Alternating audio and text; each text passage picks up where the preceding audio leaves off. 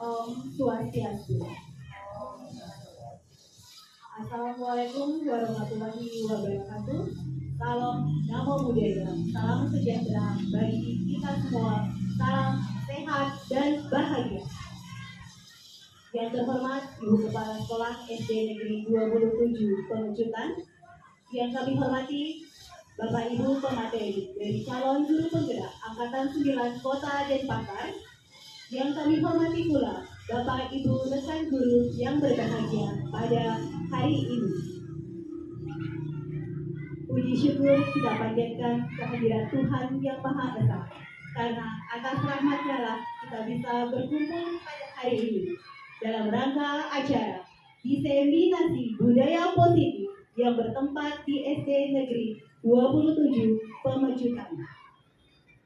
Adapun susunan acara yang akan dipandu oleh Ibu Ayu Misi, kepada petugas dipersilakan. Bapak Ibu dimohon untuk berdiri.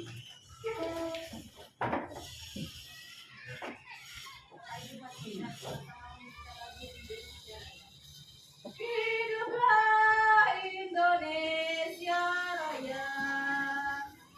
Indonesia tanah airku, tanah tumpah darahku. Di sanalah aku berdiri, jadi pandu ibu. Indonesia kebangsaanku, bangsa dan tanah airku. Marilah kita berseru, Indonesia bersatu. Hiduplah tanahku, hiduplah negeriku, bangsaku, rakyatku, semuanya. Bangunlah jiwanya, bangunlah badannya, untuk Indonesia Raya. Indonesia Raya, merdeka, merdeka, tanahku, negeriku yang ku cinta. Indonesia Raya, merdeka, merdeka, hiduplah Indonesia Raya. Indonesia Raya, merdeka, merdeka, tanahku, negeriku yang ku cinta. Indonesia Raya, merdeka, merdeka, hiduplah Indonesia Raya. Bapak Ibu dimohon untuk tetap berdiri, karena acara akan dilanjutkan dengan doa bersama. Mohon izin Ibu Kepala Sekolah doa yang pimpin secara langsung. Bapak Ibu semuanya, marilah kita menundukkan kepala sejenak. Kita berdoa menurut agama dan kepercayaan masing-masing. Semoga acara hari ini dapat berjalan dengan lancar. Berdoa dimulai. Oke, sebelum pemaparan materi diseminasi budaya positif oleh masing-masing calon guru penggerak, kita akan beranjak ke acara berikutnya, yaitu sambutan dari Ibu Kepala Sekolah SD Negeri 27 Pemecutan. Kepada Ibu Kepala Sekolah dipersilakan.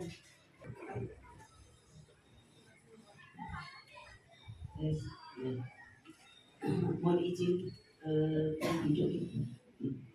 Terima kasih Ibu Roke atas waktu yang diberikan kepada saya. Sebelumnya tak lupa Titia mengaturkan pengajian umat. Om Swastiastu. Assalamualaikum warahmatullahi wabarakatuh. Salam sejahtera untuk kita semua. Salam Namo Buddhaya, Rahayu, Rahayu, Rahayu.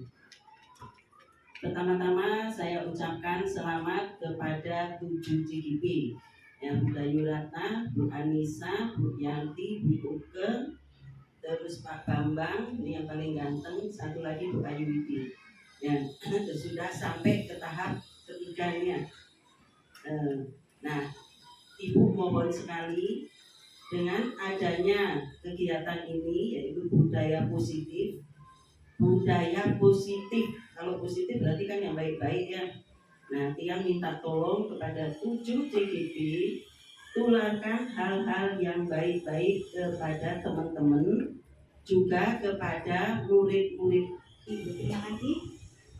Baiklah Bapak Ibu semuanya, sebelum kita ke acara inti hari ini, yaitu diseminasi budaya positif, marilah kita bersama-sama melakukan ice breaking untuk menyegarkan suasana kita dalam mengikuti diseminasi hari ini.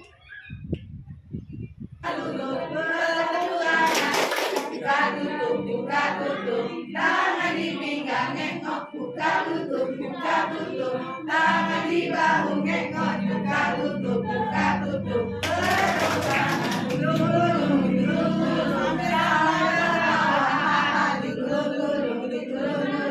sambil menangis tinggi, digulung-gulung, sambil teriak, digulung-gulung, jadi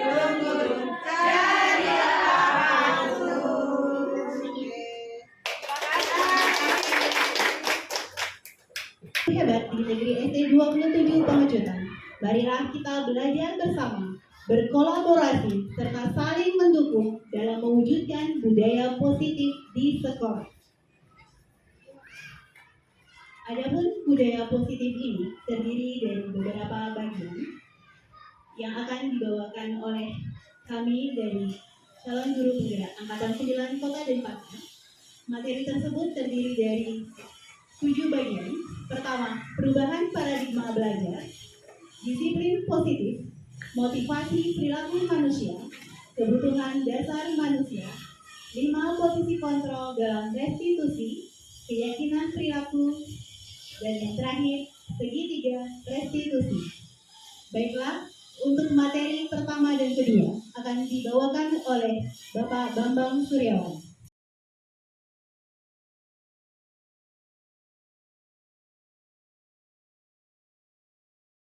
Hajar Dewantara, beliau menyatakan bahwa tujuan pendidikan adalah menuntun segala kodrat yang dimiliki oleh anak untuk mencapai keselamatan dan kebahagiaan yang setinggi-tingginya, baik sebagai manusia ataupun sebagai anggota masyarakat. Nah, di sini ada 3 faktor yang mendukung. Yang pertama adalah murid yang tumbuh dalam kodrat alam dan kodrat zaman. Kemudian yang kedua ada sekolah. Sekolah adalah tempat persemaian benih-benih kebudayaan. Kemudian yang ketiga ada guru. Gurulah yang menuntun murid sesuai menciptakan lingkungan positif agar terbentuk suatu budaya positif adalah suatu program tanggung jawab kita sebagai seorang pendidik, sebagai seorang pemimpin pembelajaran. Suatu lingkungan yang aman dan nyaman akan memberikan murid kesempatan dan kebebasan untuk berproses, belajar, membuat kesalahan, belajar lagi, sehingga mampu menerima dan menyerap suatu pembelajaran. Kemudian di sini disiplin positif. Kebanyakan orang akan menggunakan kata disiplin dengan tata tertib, teratur, dan kepatuhan pada peraturan. Kata disiplin juga sering dihubungkan dengan hukuman, padahal itu sungguh berbeda. Karena belajar tentang disiplin positif tidak harus dengan memberi hukuman. Justru itu adalah salah satu alternatif terakhir yang bila perlu tidak digunakan sama sekali.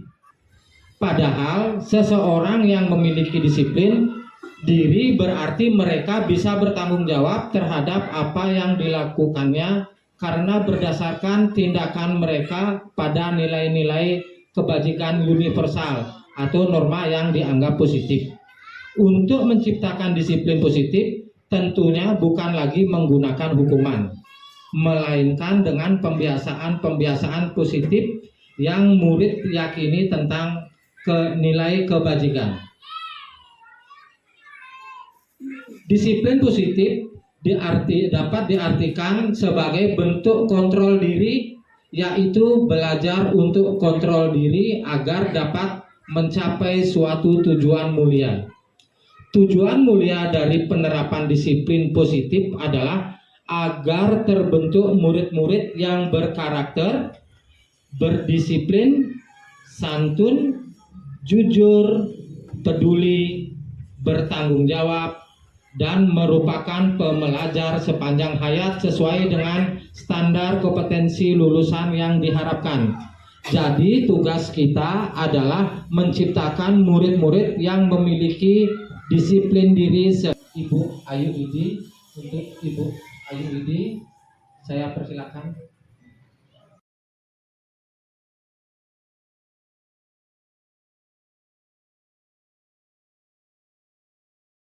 Baik, terima kasih atas waktu yang diberikan.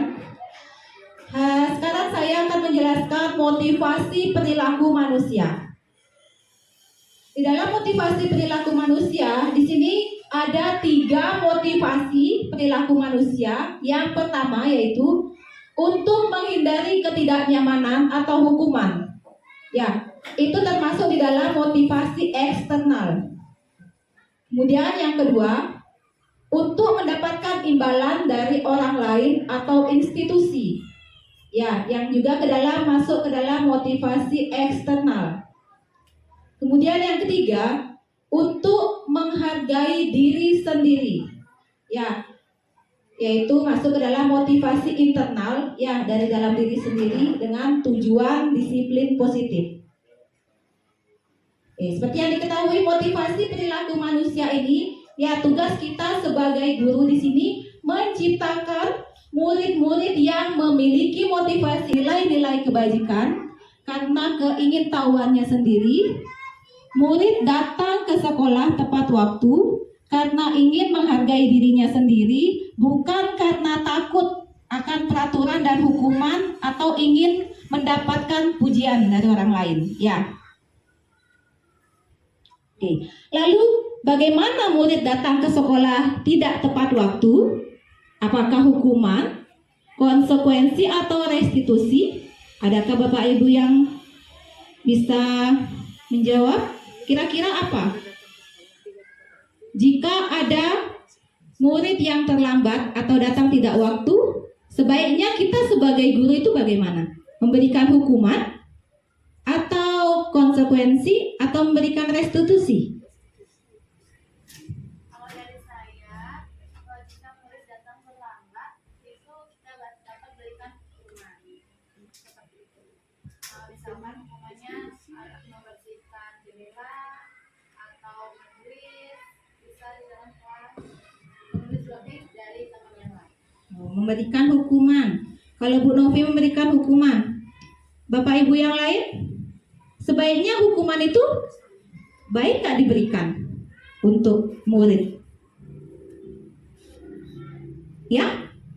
Tidak. Oke. Ya, hukuman itu tidak baik. Ya, sebaiknya di sini kita memberikan restitusi. Ya, kita harus tahu apa itu restitusi. Restitusi adalah proses menciptakan kondisi bagi murid untuk memperbaiki kesalahan mereka. Ya, sehingga mereka bisa kembali pada kelompok mereka dengan karakter yang lebih kuat. Ya, seperti yang tadi, siswa datang terlambat, kita sebaiknya memberikan restitusi kembali kepada murid. Ya, untuk mencapai di sini hukuman, konsekuensi dan restitusi. Perbedaan di antara ketiga ini, yang pertama, contohnya sesuatu yang menyakitkan harus terjadi. Contoh dari konsekuensi, sesuatu harus terjadi, dan restitusi di sini merupakan pilihannya. Yang kedua, contoh dari hukuman, ya tidak nyaman ya. Kalau murid itu tidak nyaman untuk murid atau anak dalam jangka waktu yang panjang diberikan hukuman. Kemudian konsekuensi di sini tidak nyaman untuk murid atau jangka waktu yang pendek, dan restitusi menguatkan untuk murid atau anak dalam jangka waktu yang panjang. Yang ketiga, korban mendapatkan keadilan. Hukuman di sini. Konsekuensi korban diabaikan, dan restitusi korban mendapatkan ganti. Hukuman selanjutnya, murid atau anak akan tersakiti di dalam hukuman tersebut. Dalam konsekuensinya, murid atau anak dibuat tidak nyaman karena konsekuensi yang sudah ditentukan. Restitusi, murid atau anak mendapatkan penguatan. Dalam menggunakan restitusi, di sini anak mendapatkan penguatan. Selanjutnya di dalam hukuman, peraturannya adalah kayak gini-gini. Kamu harus gini-gini-gini. Ya, contohnya. Nah, konsekuensi apa peraturannya? Mampukah kamu melakukannya? Oke, terima kasih. Gitu aja konsekuensinya. Restitusi, apa yang kamu yakini? Kita bertanya dulu. Apa yang bisa kamu lakukan untuk memperbaiki masalah ini? Nah, itu contoh kalimat dari restitusi. Yang terakhir, murid di dalam hukuman, murid atau anak membenci peraturan tersebut. Ya, kalau sudah memberikan hukuman, pasti dalam diri murid itu pasti memiliki rasa kesal, benci pada guru karena sudah memberikan hukuman. Konsekuensinya, anak atau murid justru tidak menghormati peraturan tersebut. Restitusi, murid atau anak dapat menghormati dirinya sendiri dan juga orang lain.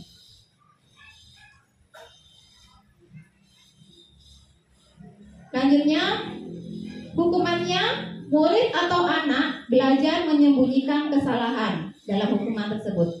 Dalam konsekuensi, murid atau anak belajar taat peraturan. Karena tahu hukuman ini, makanya dia akan konsekuensinya dia harus ketahui. Restitusi, murid atau anak belajar di dalam memecahkan masalah. Dalam hukuman juga mencoba mengontrol anak dengan penguatan negatif atau membayar impas kesalahan. Konsekuensinya mencoba mengontrol anak dengan penguatan positif, dan restitusinya anak lebih paham bahwa dirinya sendiri yang memegang kendali kontrol tersebut. Dan pada hukuman tiba-tiba tidak diharapkan namun sangat melukai. Nah, itu hukuman ya. Konsekuensinya sudah diketahui atau masuk akal. Restitusi kita bisa berikan berupa undangan atau memberikan, kita panggil muridnya untuk memberikan solusi atau merestitusi namanya. Kemudian hukuman itu ya jelas dibuat oleh guru itu sendiri. Konsekuensinya itu dibuat oleh guru dan murid yang kena sasarannya, dan restitusi yaitu dibuat oleh murid. Oke, yang terakhir, sekarang kita bisa lihat di sini, Bapak Ibu. Nah, tindakan yang bagaimana ini? Hukuman atau konsekuensi? Yang pertama. Yang ketiga, murid diminta untuk push up 15 kali karena tidak menggunakan masker ke sekolah. Hukuman atau konsekuensi? Oke, benar, hukuman. Menggantikan kertas tugas teman yang telah dicoret-coret. Hukuman atau konsekuensi? Konsekuensi, ya, konsekuensi. Membersihkan tumpahan air di meja tulis karena tersenggol pada saat belajar. Oke, konsekuensi. Murid disuruh untuk mengenakan sepatu seharian di sekolah karena tidak mengenakan sepatu hitam. Hukuman atau konsekuensi? Hukuman? Hukuman apa? Hukuman. Ya. Oke, dan yang terakhir, lari mengelilingi lapangan basket 2 kali karena terdapat 10 menit untuk pelajaran PJOK. Oke. Ternyata konsekuensi ya. Oke, tepuk tangan untuk Bapak Ibu semuanya. Oke, sudah melatih diri ya bagaimana tindakan guru di dalam hukuman atau konsekuensi. Selanjutnya di sini saya akan memaparkan sedikit ciri-ciri restitusi. Yang pertama, bukan untuk menebus kesalahan. kita belajar dari kesalahan. Kemudian yang kedua, memperbaiki hubungan. Yang ketiga, tawaran atau bukan paksaan. Yang keempat, restitusi menuntut untuk melihat ke dalam diri. Ya. Yang kelima, restitusi mencari kebutuhan dasar yang mendasari tindakan. Yang keenam, restitusi diri adalah cara yang paling baik. Restitusi fokus pada karakter, ya, bukan tindakannya. Restitusi juga fokus pada solusi. Dan yang terakhir, restitusi mengembalikan murid yang berbuat salah pada kelompoknya masing-masing. Dan selanjutnya akan dijelaskan oleh Bu Yanti Srinadi. Untuk Bu Yanti saya persilakan. Baik, terima kasih Bu Ayu Widya atas waktunya. Di kesempatan ini saya akan memaparkan kebutuhan dasar manusia. Yang pertama, kebutuhan bertahan hidup atau survival adalah kebutuhan yang bersifat fisiologis untuk bertahan hidup, misalnya kesehatan, rumah, dan makanan. Kebutuhan dasar yang kedua adalah kasih sayang dan rasa terima, atau dalam artian kebutuhan untuk diterima. Yang ketiga, penguasaan atau kebutuhan pengakuan atas kemampuan. Yang keempat, kebebasan atau kebutuhan akan pilihan. Bimo adalah seorang anak TKB, selalu berlari keluar kelas menuju jalan raya di depan sekolahnya yang ramai dengan kendaraan. Tingkahnya membuat Bu Guru Ani bingung dan seringkali lari mengejarnya. Ada beberapa kemungkinan jawaban yang diberikan Bimo. Jawaban Bimo yang pertama adalah, aku senang main kejar-kejaran dengan ibu guru, seru. Nah, kira-kira dari pernyataan Bimo ini, kebutuhan dasar manusia mana yang tepat? Apakah kebebasan? Bisa diunjuk tangan? Apakah kebebasan? Apakah kesenangan? Apakah penguasaan? Apa cinta kasih sayang? Dari pernyataan Bimo yang pertama. Ibu Alilah? Bu Alilah, kesenangan. Yang lain ada yang berpendapat? Bu Nopi? Bu Alilah tadi kesenangan, Bu Nopi cinta dan kasih sayang. Bapak Ibu yang lain? Ada pilihan lain misalnya? Pas ya? Apakah sama? Setuju ya? Sebagian setuju sama Bu Alilah, sebagian sama Bu Nopi ya. Dah. Sudah? Kita keep dulu jawabannya. Kita lanjut ke pertanyaan kedua. Jawaban Bimo ke gurunya. Aku bosan belajar mewarnai. Aku bosan belajar mewarnai terus di dalam kelas. Nah, itu pernyataan Bimo yang kedua. Kira-kira dari pernyataan Bimo yang kedua ini masuk kebutuhan dasar manusia yang mana? Apa penguasaan? Apa kesenangan? Apa cinta dan kasih sayang? Apa kebebasan? Burudayu kebebasan. Bisa go? Kebebasan. Yang lain ikut ya? Apa ada jawaban lain? Nggak ada ya? Kok saya maksa jadi? Sudah? Kita lihat jawabannya ya. Jreng. Tadi kesenangan siapa? Ibu Alilah ya. Ore, kita tepuk tangan buat Bu Alilah. Terima kasih. Maaf ya Bu Robi ya. Nanti kita belajar lagi. Kita sama-sama belajar. Yang kedua, kebebasan. Tadi siapa menjawab kebebasan? Pusagong sama Budayu. Wih, keren. Ini calon-calon CGP berikutnya nih ya. Tepuk tangan. Wah. Nah, jadi dari pernyataan Bimo yang pertama, aku senang main kejar-kejaran dengan ibu guru, seru. Nah, jadi kebutuhan dasar di sini adalah kesenangan.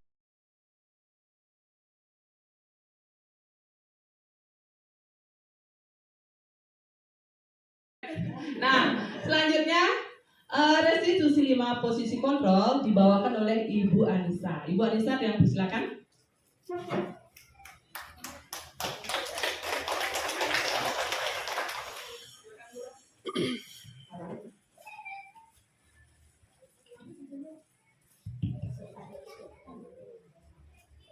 Oke, baik, selamat pagi Bapak Ibu. Selanjutnya materi mengenai restitusi 5 posisi kontrol akan saya jelaskan. Masih semangat ya Bapak Ibu? Oke, baik. Di sini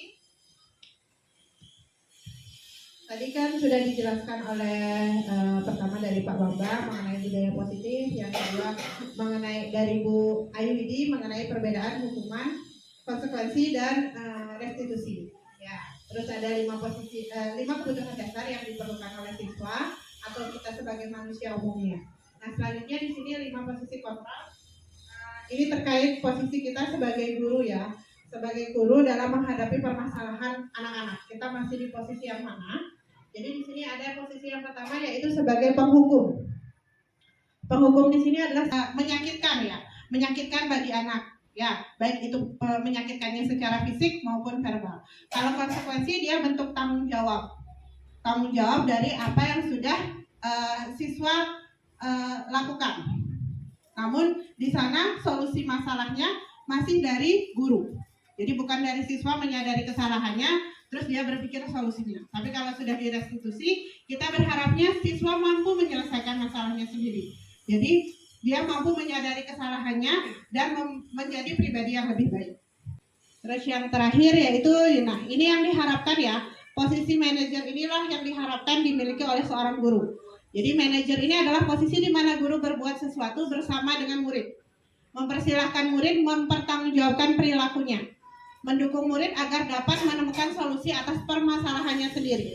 Jadi solusi dari masalahnya bukan lagi dari guru, bukan dari peraturan, tapi dari hal yang sudah mereka yakini. Ya. Oke, di sini ada 5 ya posisi kontrol selanjutnya. Nah, di sini bedanya. Kalau di sini ya identitas gagal itu adalah penghukum dan pembuat rasa bersalah. Dan di sini untuk yang mengharapkan imbalan atau ketergantungan. Jadi kayak seperti tadi dijelaskan kan ada 3 motivasi perilaku manusia. Jadi yang pertama itu karena takut untuk dihukum. Ya. Yang kedua itu adalah ketika adanya diberikan imbalan atau penghargaan. Baru. Tapi kedua motivasi itu hanya akan berlaku sementara. Kalau misalnya dihukum, rasanya anak-anak kan akan tersakiti, sehingga dia menjadi malas untuk ke sekolah misalnya, seperti itu. Atau ketika dia diberikan penghargaan, tapi ketika diberikan penghargaan terus, lama-lama dia jadi bosan. Misalnya pemberian bintang, udah lama-lama cuma segitu aja. Jadi itu hanya bertahan sementara saja. Bagaimana cara memperbaiki diri untuk menjadi pribadi yang lebih baik ke depannya? Nah, jadi di sini Bapak Ibu sudah bisa memahami ya perbedaan 5 posisi kontrol di sini? Sudah? Baik, kalau sudah mari kita lihat selanjutnya. Nah, ketika ada pernyataan guru seperti ini, saya kecewa sekali dengan kamu. Kira-kira guru ini mengambil posisi kontrol. Bagaimana cara memperbaiki diri untuk menjadi pribadi yang lebih baik ke depannya? Jadi di sini Bapak Ibu sudah bisa memahami ya perbedaan 5 posisi kontrol di sini? Sudah? Sudah. Baik, kalau sudah mari kita lihat selanjutnya. Nah, ketika ada pernyataan guru seperti ini, saya kecewa sekali dengan kamu. Kira-kira guru ini mengambil posisi kontrol. Membuat rasa bersalah yang hanya penghukum. Oke, di sini ada 2 jawaban ya dari Miss Eva. Di sini adalah pembuat rasa bersalah. Kalau dari Bu Winda di sini adalah penghukum. Saya kecewa sekali dengan kamu. Oke, baik. Bapak Ibu yang lain, ada pendapat yang lain? Oke, baik, kita lihat ya. Oh ya, ternyata yang benar dari Miss Eva ya. Jadi di sini pembuat rasa bersalah ya. Jadi kalau penghukum itu lebih ke dia menyakiti secara verbal maupun fisik. Ya, kalau ini saya kecewa sekali dengan kamu. Jadi lebih ke pembuat rasa bersalah. Oke, jadi di sini saya ada tepuk 2 jempol ya. Jadi kita berikan tepuk 2 jempol untuk Miss Eva. Jadi saya contohkan terlebih dahulu. Kalau saya bilang tepuk 2 jempol, jadi jempol kanan, jempol kiri, 2 jempol, 1. Saya Bapak Ibu? Ya. Nah, oke. Kita berikan tepuk 2 jempol. Kita berikan berikan tepuk 2 jempol ke Miss Eva ya. Tepuk 2 jempol. Jempol kanan, jempol kiri, 2 jempol. Bagus. Oke, terima kasih. Oke, untuk yang kedua pernyataannya, kamu tidak pernah benar melakukannya. Angkat tangannya. Siapa? Bu Mimi? Pembuat rasa bersalah. Bu Sagung? Penghukum. Oke. Mungkin di sini bisa dijelaskan ya, Bu Mimi, kenapa dia jadi pembuat rasa bersalah.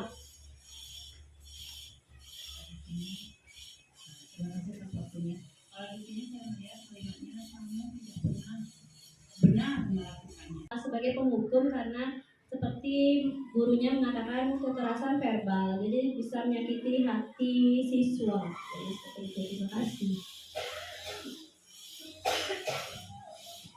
Oke, sebelum kita tahu jawabannya, kita berikan dulu tepuk 2 jempol ya untuk Bu Mimi dan Bu Sagung karena mau menjawab pertanyaan saya. Ya, oke, baik, tepuk 2 jempol. Jempol kanan, jempol kiri, 2 jempol. Kita lihat ya di sini, kamu tidak pernah benar melakukannya. Di sini sebagai penghukum, benar sekali apa yang dikatakan oleh, sebenarnya tadi Bu Mimi sudah bilang ya, kayak menjustifikasi, jadi sudah seperti memvonis siswanya bahwa siswa itu tidak pernah melakukan dengan yang benar. Jadi itu seperti hukuman verbal, betul sekali ya. Terus yang ketiga, ayolah lakukan demi ibu atau bapak. Misalnya, ayolah lakukan demi ibu atau ayolah lakukan demi bapak. Nah, ini posisi kontrol yang diambil. Ya, Bu Halila? Sebagai teman. Oke, ada yang lain? Ayo, apalagi tadi yang 5 aja diingat-ingat. Oke, ada yang lain? Ya, oke. Baik, kita lihat ya jawabannya, yaitu ya, benar sekali ya Bu Halila. Ini adalah sebagai posisi teman. Jadi di sini ada kalimat seperti ajakan ya, minta tolong secara baik-baik ngomongnya. Ayolah lakukan demi bapak, ayolah lakukan demi ibu. Jadi guru memposisikan dirinya sebagai teman. Oke, betul sekali. Tepuk 2 jempol untuk Bu Halila. Tepuk 2 jempol.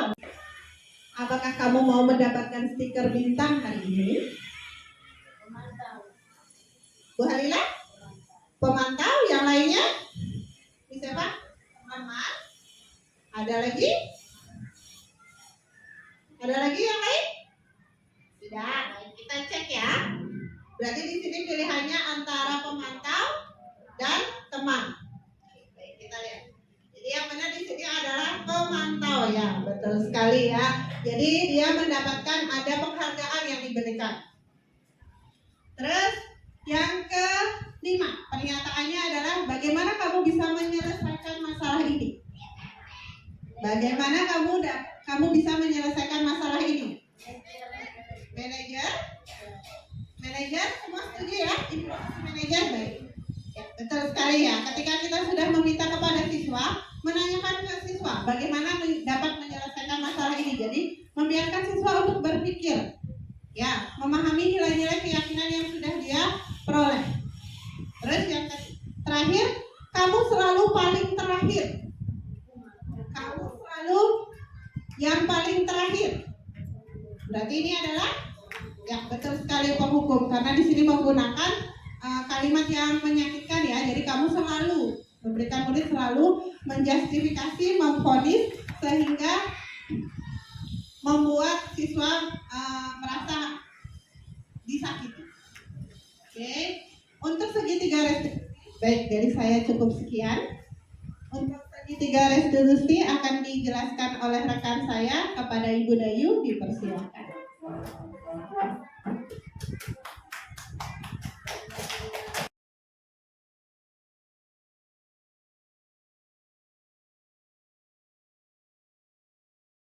Bapak Ibu, sedikit kita tepuk pagi, siang, malam.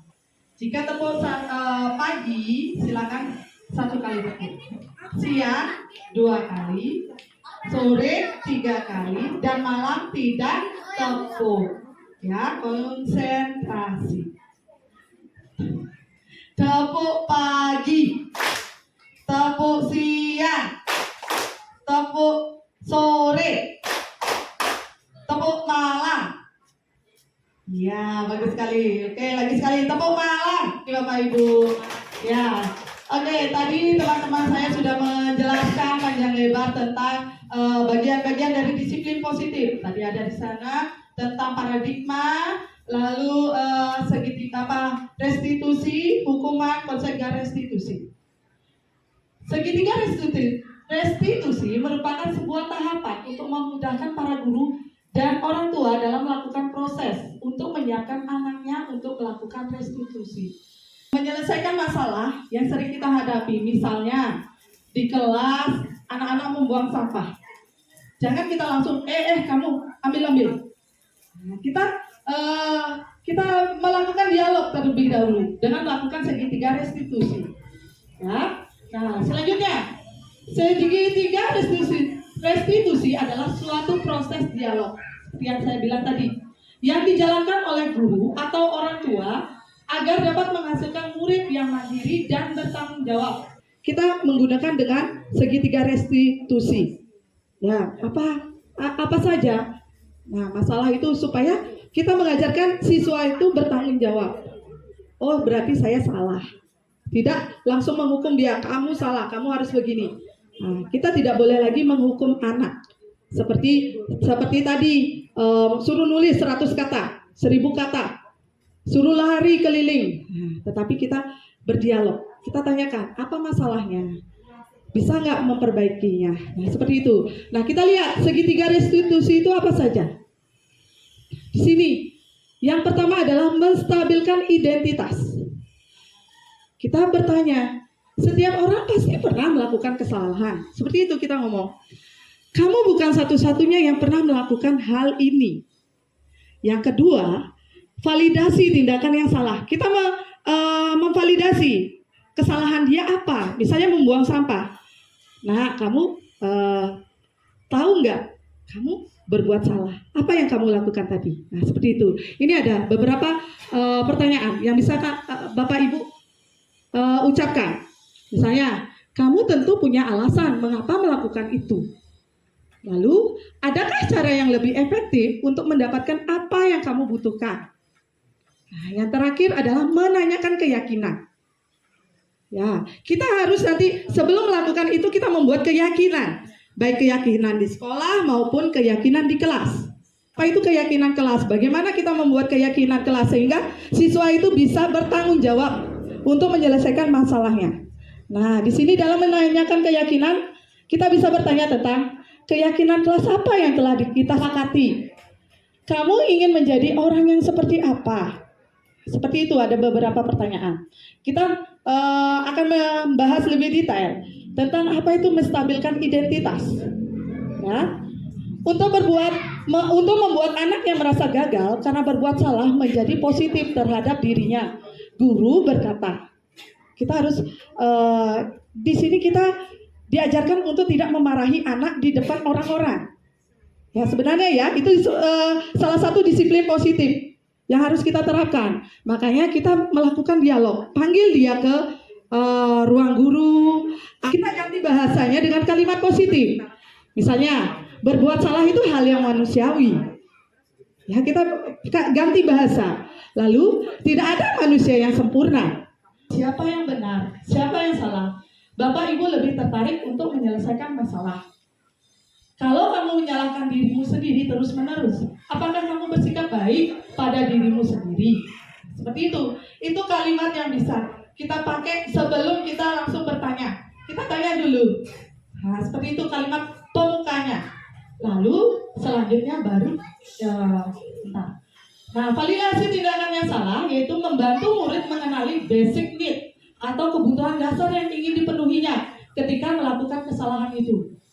Tadi kita sudah membahas tentang kebutuhan dasar. Apakah ingin dia mungkin, siapa tahu dia pengen mencari perhatian, dia ingin seperti itu. Nah, pada dasarnya setiap tindakan manusia tujuannya adalah memenuhi kebutuhan dasar. Apakah itu penguasaan, kebebasan, kasih sayang, dan rasa diterima, kesenangan atau bertahan hidup. Guru dapat berkata seperti ini, dalam memvalidasi. Kamu bisa saja kan melakukan hal yang lebih buruk, tapi kamu tidak melakukannya kan? Bisa saja, misalnya dia membuang sampah. Kamu pasti punya alasan mengapa melakukannya. Misalnya, kenapa kamu membuang sampah, nak? Apa alasannya? Nah, seperti itu. Mungkin dia ada alasannya. Maaf Bu, mungkin tertiup angin seperti itu. Jadi jangan menyalahkan. Kita validasi dulu tindakan salahnya. Jangan langsung menjudge dia. Lanjut, apa yang penting bagi kamu? Kamu boleh tetap berusaha menjaga sikap itu, tapi tambahkan sikap yang lain, yang baru. Maukah kamu belajar cara lain untuk mendapat yang kamu butuhkan tanpa harus memukul? Apakah kamu bisa melakukan dengan lebih baik besok lagi? Nah, kita tanya dulu, bisa nggak kamu merubahnya? Nah, lalu setelah kita dapatkan itu, memvalidasi kesalahannya, tindakan yang salah, kita tanyakan keyakinannya, menanyakan keyakinan. Nah, menanyakan keyakinan. Anak melihat kesalahannya dihubungkan dengan norma sosial dan nilai-nilai yang mendasari manusia berinteraksi dengan orang lain. Ya, kita tanyakan. Misalnya, apa nilai yang kita percayai di kelas atau sekolah kita? Nilai-nilai universal apa yang telah kita sepakati? Kelas yang ideal itu seperti apa sih? Misalnya, kelas ideal itu seperti apa? Oh, misalnya tidak suka mengejek. Kita buat keyakinan kelas. Makanya sebelum mengajar kita buat keyakinan kelas. Anak-anak, kalian sudah menyepakati, sepakat untuk tidak melakukan tidak buang sampah misalnya. Jadi anak-anak sadar, oh iya saya yang buat. Keyakinan kelas itu ada dari dirinya mereka, bukan peraturan. Itu keyakinan kelas ada dalam diri.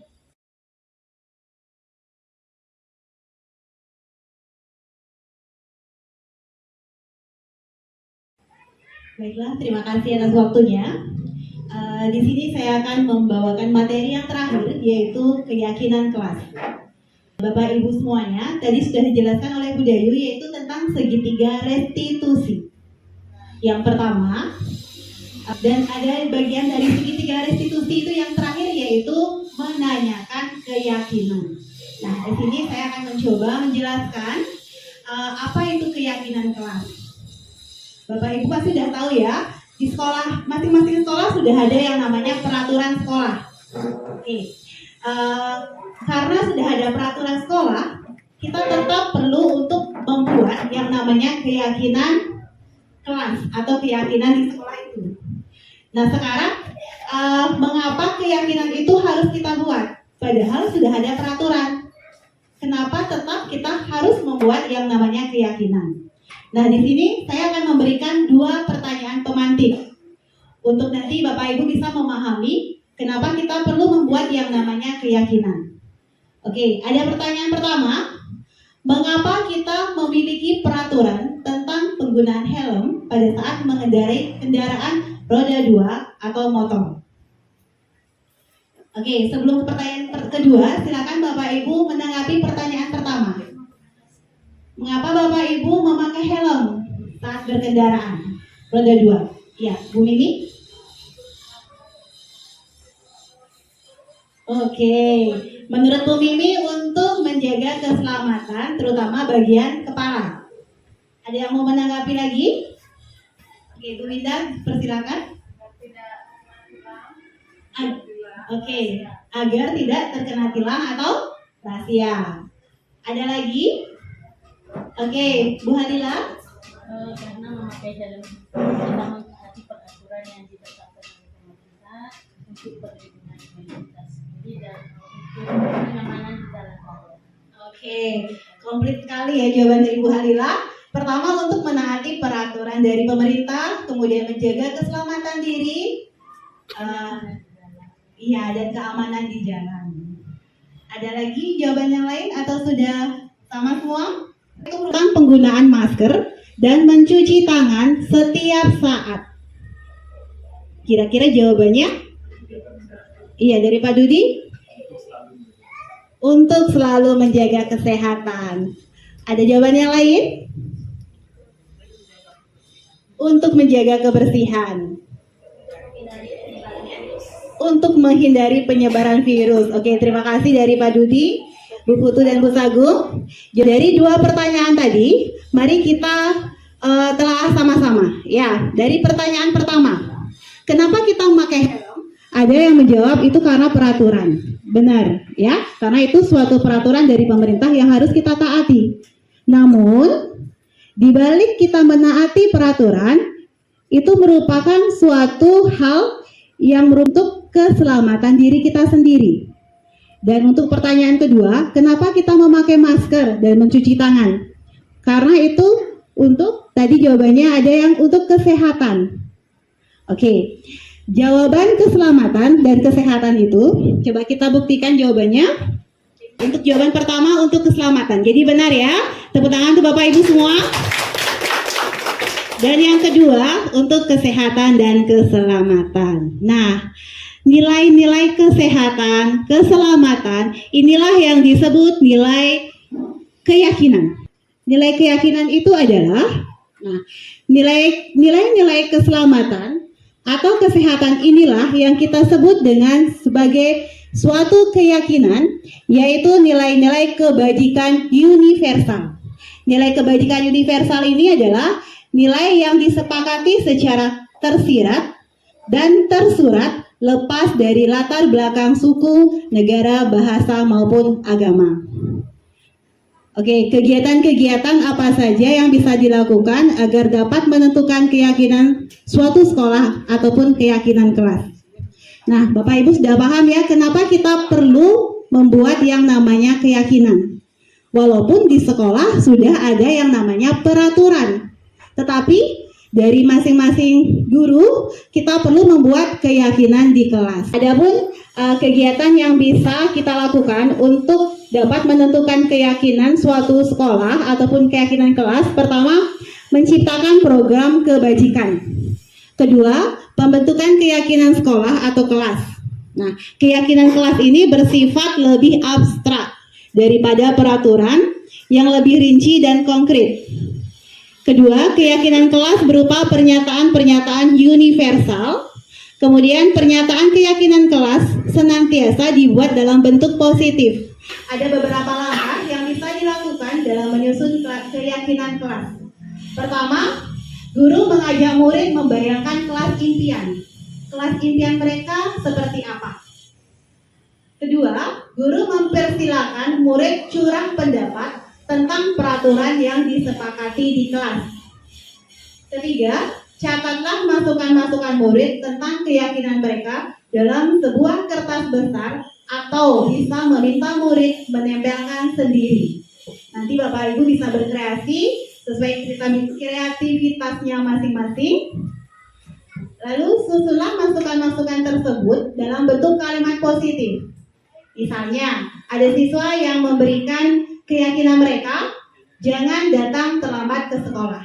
Nah, itu merupakan kalimat yang bernada negatif, kalimat negatif.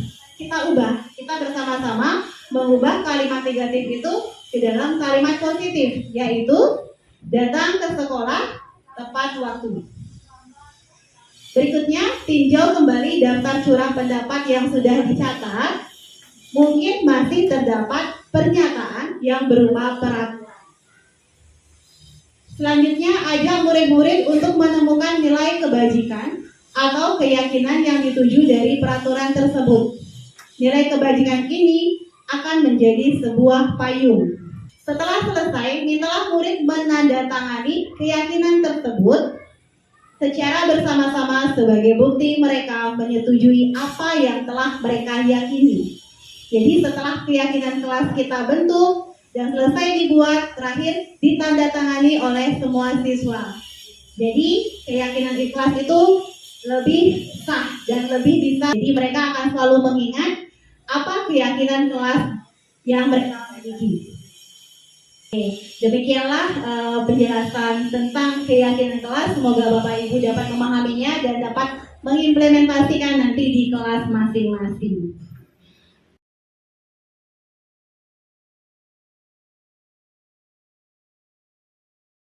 Kepada Pak Bambang dipersilakan.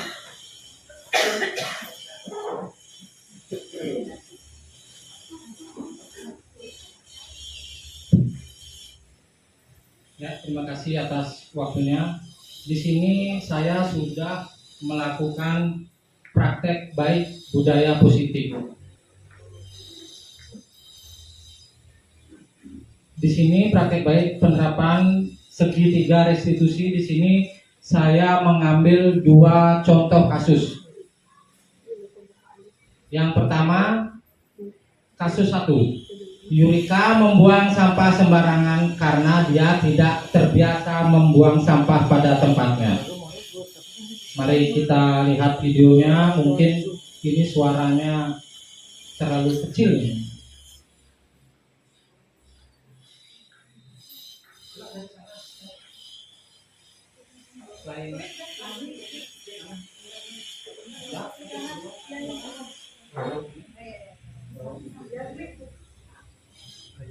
Ya, kita saksikan dulu videonya.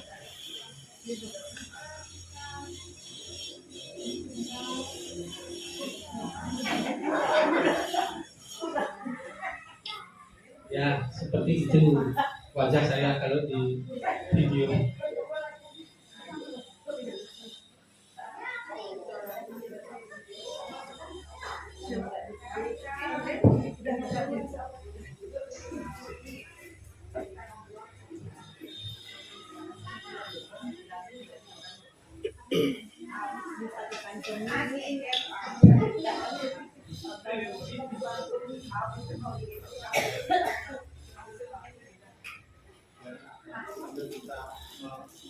Ada di sini.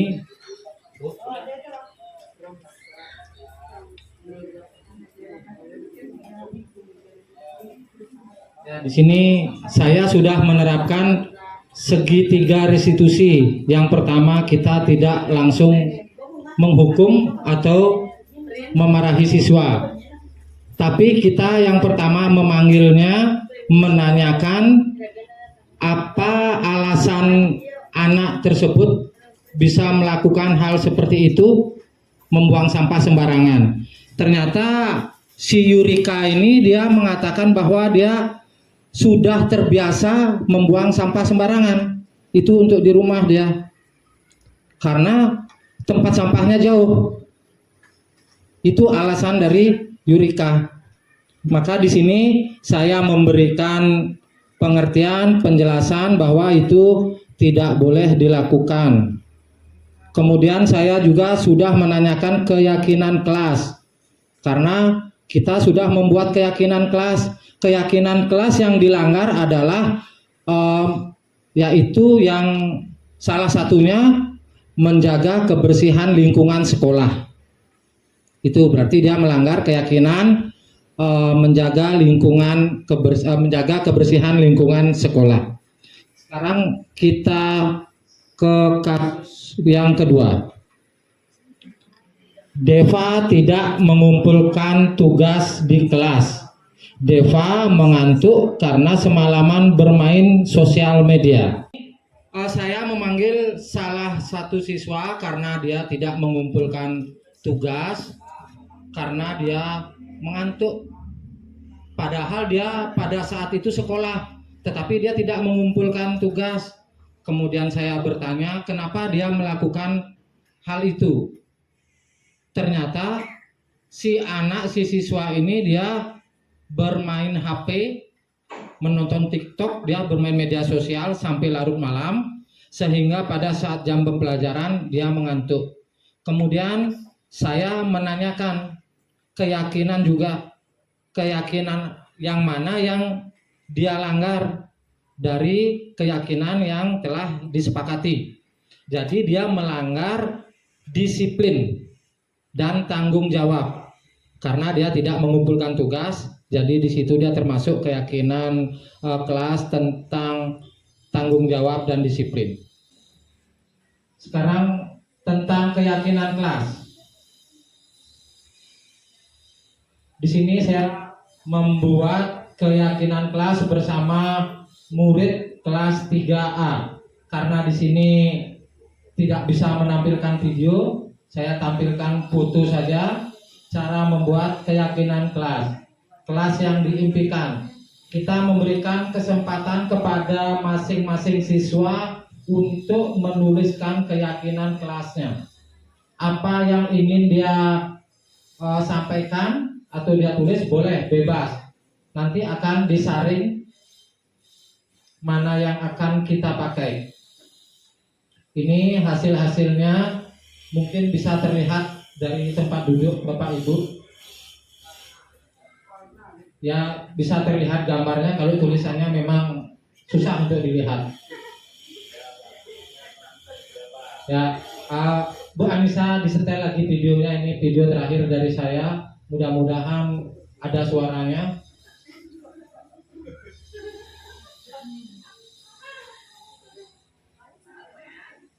Ya, yang tidak perlu malah yang keluar suaranya.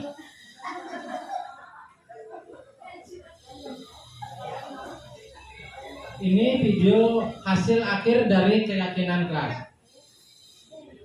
Nah, di situ Bapak Ibu bisa membaca sendiri, silakan dibaca. Nah,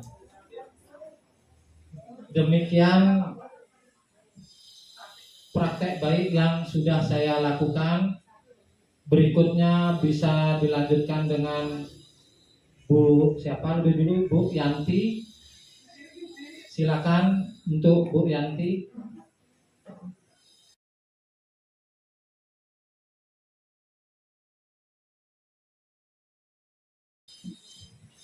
Baik, terima kasih waktunya Pak Bambang.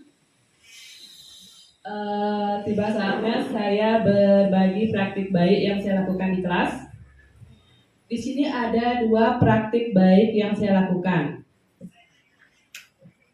Yang pertama adalah membuat keyakinan kelas. Yang kedua, penerapan segitiga restitusi.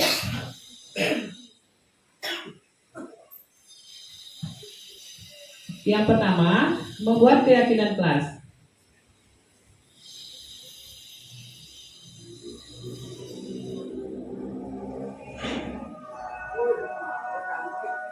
Ya, membuat keyakinan kelas di kelas 1B. Bapak Ibu bisa langsung simak di slide-nya ya. Keyakinan kelas ini saya buat sebagai salah satu contoh penerapan budaya positif di sekolah, di mana saya mulai dari pembuatan keyakinan kelas di kelas 1B. Keyakinan kelas ini dibuat bersama dengan murid-murid saya sendiri. Setelah semua siswa menempelkan sticky note berikut, mereka saya ajak bersama-sama menyimpulkan dan menyepakati kesepakatan kelas yang kita pilih.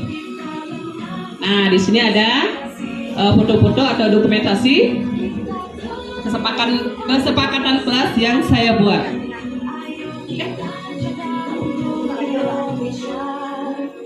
Nah, bisa dilihat dokumentasi yang di depan. Anak-anak menempelkan satu persatu keyakinan kelas yang mereka tulis.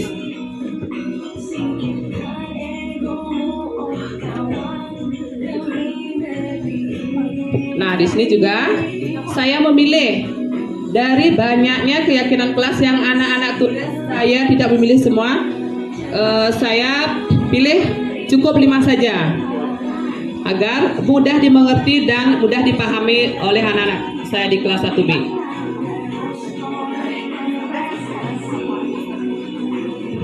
Nah, keyakinan kelas yang saya pilih dari banyaknya, yaitu yang pertama adalah datang ke sekolah tepat waktu. Yang kedua, tidak ribut saat belajar di kelas. Yang ketiga, mengumpulkan tugas tepat waktu. Yang keempat, saling menghargai sesama teman. Yang terakhir, mentaati peraturan sekolah. Dari banyaknya keyakinan kelas yang anak-anak buat, saya rangkum menjadi 5.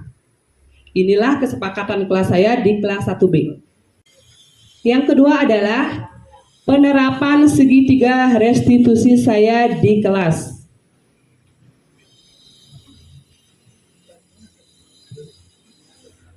Ada dua kasus di sini. Yang pertama, kasus pertama saya bacakan dulu. Salah satu siswa, yaitu siswa saya bernama Indira, bertengkar dengan teman sekelasnya, yaitu bernama Agus. Karena Agus sering mencontek pekerjaannya Indira. Bukan hanya PR, tugas-tugas sehari pun Agus sering sekali mencontek ke Indira, sehingga membuat Indira marah. Dan tanpa sengaja Indira memaki-maki si Agus ini, kemudian menggebrak meja.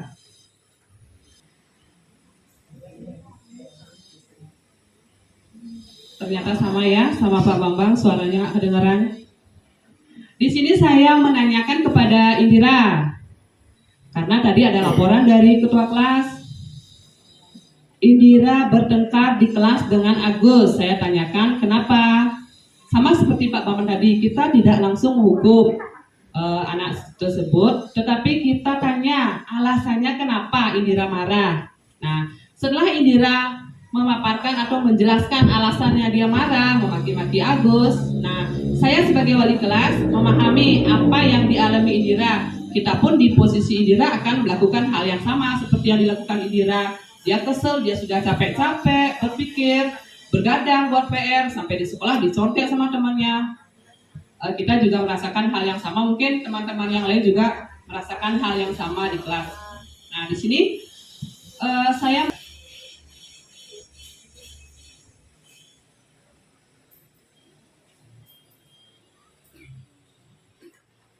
sudah.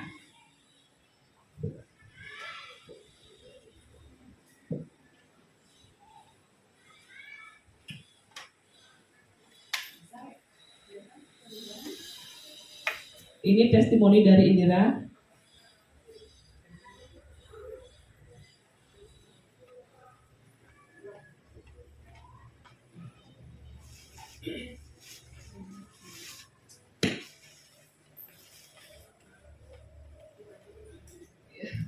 Di sini testimoni dari Indira adalah Indira merasa senang dan sudah lega. Jadi dia sudah bisa meredam emosinya dengan dipanggil oleh wali kelasnya sendiri, dan dia sudah bisa mengetahui apa kesalahannya, dan untuk memperbaiki ke depan dia akan berusaha lebih sabar lagi untuk menghadapi teman-teman seperti itu. Itu kasus saya yang pertama. Kemudian kasus yang kedua.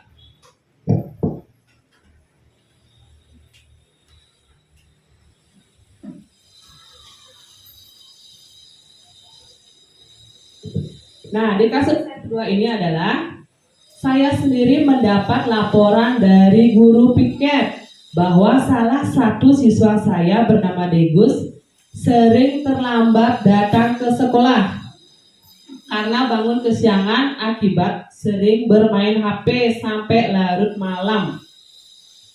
Nah, dari kasus kedua ini saya langsung memanggil anak tersebut. Mungkin Bapak Ibu sudah tidak asing lagi ya, ini artis kelas 6.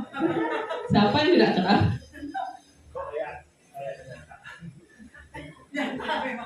Wah, wali kelasnya nih, hebat wali kelasnya ini. Nah, sudah di sini wali kelasnya ikut berkomentar maksudnya di sini. Nah, di sini kasus yang dilakukan Degus adalah dia sering terlambat datang ke sekolah. Dalam 2 minggu hampir 5 kali terlambat datang ke sekolah, laporan dari guru piketnya ke wali kelas. Kemudian saya sebagai guru memanggil Degus di sini. Saya tanyakan, kenapa kamu sering terlambat? Alasannya apa? Dan alasannya dia adalah sering bermain gadget sampai larut malam, sehingga paginya dia bangun kesiangan. Itu yang terjadi berulang-ulang kali. Nah, dan di sini juga saya menegur kesepakatan kelas mana yang sudah dia langgar. Akhirnya Degus ini menyadari dia melanggar kesepakatan kelas tentang kedisiplinan. Nah, kemudian dari kasus 2 ini saya dapat memberikan pengarahan atau nasihat yang baik kepada Degus tanpa harus menghukum anak tersebut. Dari kasus ini Degus belajar akan memperbaiki dan sudah menyadari apa kesalahan dan apa kesepakatan kelas yang sudah dia langgar. Dan sampai sekarang dia sudah berusaha lebih baik lagi. Dan ini adalah testimoni dari anak didik tersebut.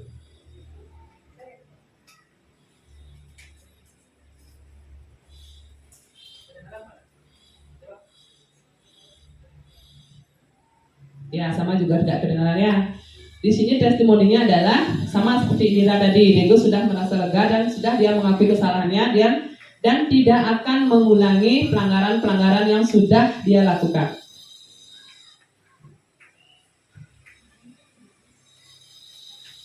Demikianlah kasus-kasus yang ada di kelas saya atau praktik baik yang sudah saya lakukan di kelas 1B. Semoga Bapak Ibu yang ada di sini bisa menerapkan di kelasnya masing-masing, bisa mencontoh dari contoh-contoh yang kami berikan. Mari kita belajar bersama-sama. Terima kasih.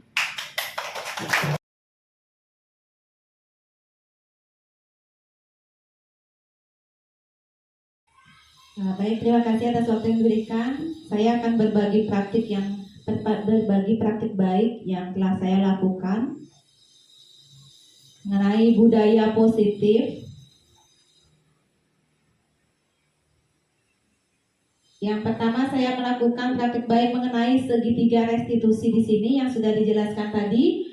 Langkah yang pertama, menstabilkan identitas, memvalidasi tindakan yang salah, dan menanyakan keyakinan kesalahan dan mencari solusinya. Berikut videonya.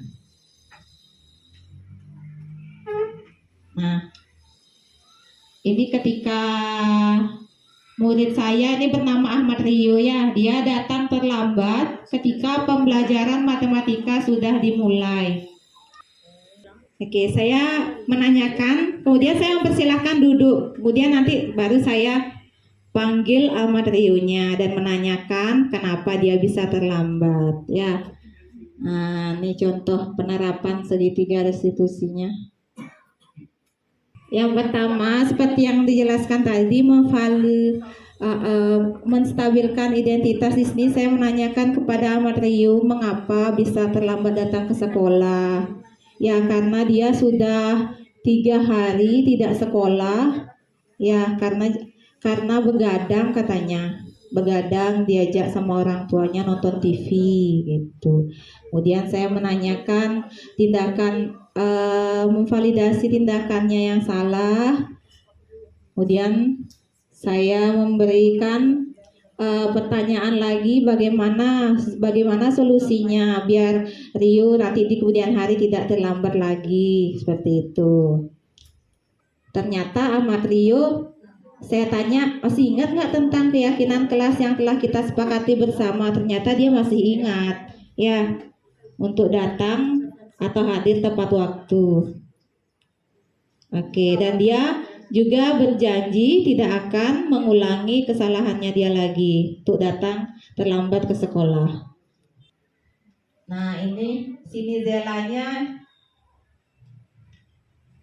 dia ngadu, istilahnya dia ngelapor ke ruang guru, katanya diejek sama si Satya, nangis. Kemudian ada beberapa temennya yang mengantarkan Nizela untuk ke ruang guru ngelapor gitu. Tadi diejek sama Satya, karena Satya ini emang suka mengejek, suka sekali bermain. Dia maksudnya bermain gitu, bermain, tapi nggak ada maksud untuk membuat teman menangis. Emang ini Nezelanya aja yang mungkin terlalu bawa perasaan gitu, jadinya Nezelanya menjadi nangis ya. Kemudian saya melakukan penerapan segitiga restitusinya. Saya memanggil Komang Satya ya, saya menanyakan dulu, tadi saya dapat laporan kalau Satya tadi dapat ngejek si Nizela, apakah benar? Saya tanya seperti itu. Iya Bu, benar. Orang maksud saya bercanda, katanya gitu. Kemudian Ya, kemudian saya jelaskan kepada Satya, oh kalau bercanda kan sebaiknya jangan sampai membuat teman itu menangis, bermainlah sewajarnya, seperti itu. Kemudian saya menanyakan memvalidasi tindakannya dia yang salah. Kemudian menanyakan keyakinan kelasnya, keyakinan kelas apa yang sudah dilanggar, seperti itu ya, bahwa kita harus selalu saling menghormati, saling menghargai antar sesama teman, ya bersikaplah yang baik, seperti itu. Oke, bisa dilanjut aja ya. Oke, di sini yang kedua, praktik baik yang saya lakukan, saya sudah membuat keyakinan kelas. Sebelum pembelajaran saya mulai, saya membuat kesepakatan kelas terlebih dahulu. Kemudian menanyakan kepada siswa kelas impian bagaimana yang kita inginkan nanti. Nah, seperti itu. Kemudian siswa mencurahkan apa yang ingin dia inginkan di kelas tersebut. Seperti hadir tepat waktu. Nah, selalu menjaga kebersihan kelas. Ya. Nah, kemudian saya minta untuk anak menuliskan yang anak-anak inginkan di kertas sticky note, untuk menuliskan apa yang anak-anak inginkan, dan kemudian kita sepakati bersama ya keyakinan kelas apa yang saya menginginkan anak-anak itu bisa mengutarakan keinginannya dia dulu sendiri. Saya meminta siswa untuk menuliskan di kertas, kemudian menempelkan di papan, di papan tulis dulu. Kemudian nanti saya akan buatkan seperti papan pajangan yang nanti anak-anak lain juga bisa mengingat atau menerapkan keyakinan yang disepakati. Oke, ini tentang keyakinan kelas. Ya, saya menyuruh anak-anak untuk menempelkan pendapatnya atau keyakinan apa yang diinginkan oleh anak untuk menempelkan di papan tulis. Ya, kemudian, nah inilah keyakinan kelas 2C. Yang pertama, untuk datang tepat waktu, dan yang kedua, selalu menjaga kebersihan kelas. Ketiga, berdoa sebelum dan sesudah belajar. Keempat, mengerjakan tugas atau PR tepat waktu. Dan yang kelima, bersifat jujur, sopan santun, dan bertanggung jawab. Oke, sekian praktik baik yang saya lakukan. Mungkin nanti biar Bapak Ibu yang lain juga mungkin bisa mempraktekkannya di kelas masing-masing. Oke, terima kasih.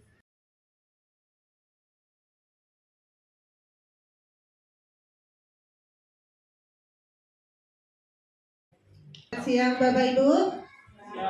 Masih semangat ya? Masih, oke, baik. Di sini saya akan berbagi praktik baik budaya positif ya. Yang pertama, mungkin tadi sudah beberapa rekan saya juga sudah menjelaskan kurang lebih sama ya budaya positif yang sudah kami laksanakan di kelas masing-masing. Nah, yang pertama yaitu pembuatan keyakinan kelas. Saya rasa tadi juga langkah-langkahnya sudah dijelaskan ya. Dari yang pertama, siswa menuliskan di kelas 6C disimpulkan menjadi 8 ya. Saya rasa untuk keyakinan kelas seperti itu. Jadi ini bisa dibuat di masing-masing kelas ya, bukan hanya guru kelas, tetapi guru mapel juga bisa membuatnya untuk pembelajarannya di kelas tersebut. Jadi agar siswanya lebih memahami nilai-nilai yang ingin mereka ciptakan sehingga tercipta budaya positif. Oke, di sini ya salah satu penerapan budaya positif adalah menjadikan siswa sebagai pemimpin pembelajaran. Salah satunya dengan menjadikan siswa sebagai pemimpin dalam berdoa baik di pagi hari maupun di siang hari. Jadi kalau di kelas saya berusaha yang memimpin doa itu adalah siswanya. Jadi secara bergiliran, boleh menurut absen ya. Jadi yang pagi siapa, yang siang siapa. Jadi semuanya merasakan menjadi pemimpin pembelajaran. Selain itu juga ada pemimpin dalam diskusi, mereka berpresentasi untuk meningkatkan kepercayaan diri mereka. Ya. Terus di sini pembiasaan budaya 5S ya. Kita sudah biasa juga di sekolah sini senyum, sapa, salam, sopan dan santun. Ya, contohnya di sini ketika mereka akan pulang sekolah atau ketika mereka baru datang, mereka saling menyapa gurunya. Kita pun menyapa siswa ya. Kalau kita sudah menyapa dengan happy, pasti siswa juga akan terbawa suasana happy seperti itu. Terus selanjutnya yaitu berbagi praktek baik mengenai segitiga restitusi. Tadi sudah dijelaskan ya bahwa kita sebagai guru harus mengambil posisi sebagai manajer dengan menerapkan segitiga restitusi jika terjadi permasalahan di kelas ya. Di sana ada dalam segitiga restitusi ada 3 bagiannya. Yang pertama yaitu menstabilkan identitas, yang kedua validasi tindakan yang salah, kemudian yang ketiga adalah menanyakan keyakinan. Nah, skenario kasus yang pertama adalah Arjuna yang tidak mengerjakan tugas. Di sini adalah tugas yang tidak dikerjakan berupa PR ya. Yang pertama, Arjuna adalah siswa kelas 6C SD Negeri 27 Pemecutan. Saat Ibu Anissa masuk kelas, Arjuna terlihat kebingungan dan sibuk mengerjakan sesuatu. Ibu Anissa kemudian menghampiri Arjuna, ternyata Arjuna belum mengerjakan PR matematika yang akan dinilai sebentar lagi.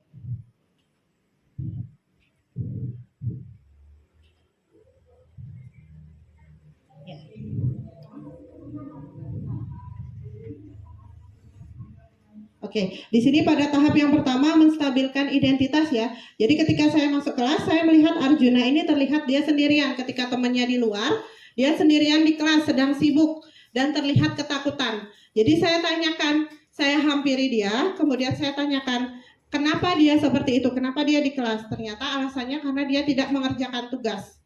Nah, sebelumnya menstabilkan identitasnya saya juga tanyakan kembali, apa alasannya dia tidak mengerjakan tugas?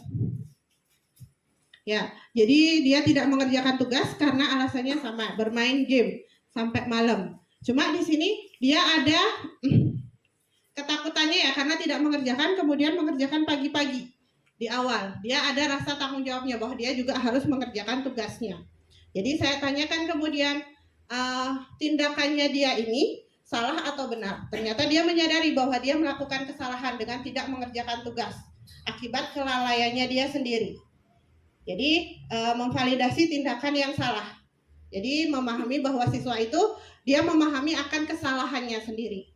Kemudian di sini di fase menanyakan keyakinan, saya tanyakan dia seperti melakukan seperti ini salah atau tidak, dan dia menjawab bersalah. Ketika dia menjawab bersalah, saya tanya, kan kita sudah punya keyakinan. Jadi sudah di awal tadi saya jelaskan, kita sudah membuat keyakinan. Keyakinan apa yang kira-kira dilanggar? Nah, di sini dia menjawab, Arjunanya menjawab keyakinan yang dia langgar adalah bertanggung jawab dalam tugas. Jadi dia tidak bertanggung jawab dalam tugas. Nah, saya tanyakan setelah dia menjelaskan, saya tanyakan kembali solusinya bagaimana. Mungkin ini di awal dia sudah ya, solusinya adalah dengan mengerjakan tugasnya langsung sebelum bel masuk mulai. Jadi setelah itu saya tanyakan solusinya, solusi yang lain bagaimana. Bukan hanya mengerjakan tugas, tapi dia berjanji bahwa dia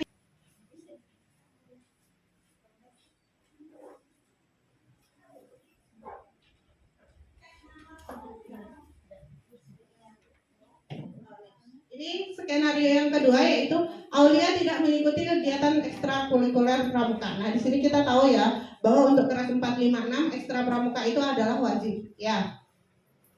Jadi di sini pada hari Kamis Aurel tidak mengikuti kegiatan pramuka yang merupakan ekstrakurikuler wajib di sekolah. Ia pun tidak memberikan keterangan kepada pembina tentang ketidakhadirannya. Pada hari Jumat Aurel dipanggil Ibu Anissa untuk dimintai keterangan. Jadi penerapan segitiga restitusi ini juga salah satunya kita tidak memberikan memanggil siswa di depan umum ya. Jadi kita panggil secara personal. Jadi yang pertama adalah menstabilkan identitas di sini. Jadi saya panggil Aulianya ke dalam kelas ketika jam istirahat, ketika teman-temannya istirahat di luar. Jadi Aulianya sendiri. Kemudian di sini saya tanyakan, dia tahu tidak kenapa dipanggil oleh saya? Jadi awalnya Aulia ini nggak tahu kenapa dia bisa dipanggil. Setelah itu saya jelaskan bahwa saya mendapat laporan dari pembina pramuka bahwa dia tidak mengikuti ekstra. Jadi di sini dia mengiyakan bahwa dia tidak mengikuti ekstra dan tidak meminta izin. Terus saya tanyakan alasannya. Alasannya ternyata dia di sini diajak oleh orang tuanya bermain ke pantai. Jadi diajak jalan-jalan. Ya, salah satu pemenuhan kebutuhan siswa itu adalah kesenangan. Jadi dia di sini merasa senang karena diajak ke pantai. Cuma di sini dia jadinya lalai dengan tanggung jawabnya bahwa dia harus mengikuti ekstra pramuka. Jadi di sini saya jelaskan dulu biar anaknya tidak merasa bahwa dia akan dihukum. Jadinya saya jelaskan, oh ya main di pantai itu enak ya. Ibu guru juga suka kok main di pantai kayak gitu. Cuma kan di sini dia punya tanggung jawab kalau dia harus mengikuti kegiatan ekstra. Nah di sini setelah saya menstabilkan identitasnya, saya tahu alasannya, kemudian saya menanyakan validasi tindakan yang salah. Nah di sini dia menjelaskan bahwa dia memvalidasi tindakan yang salah.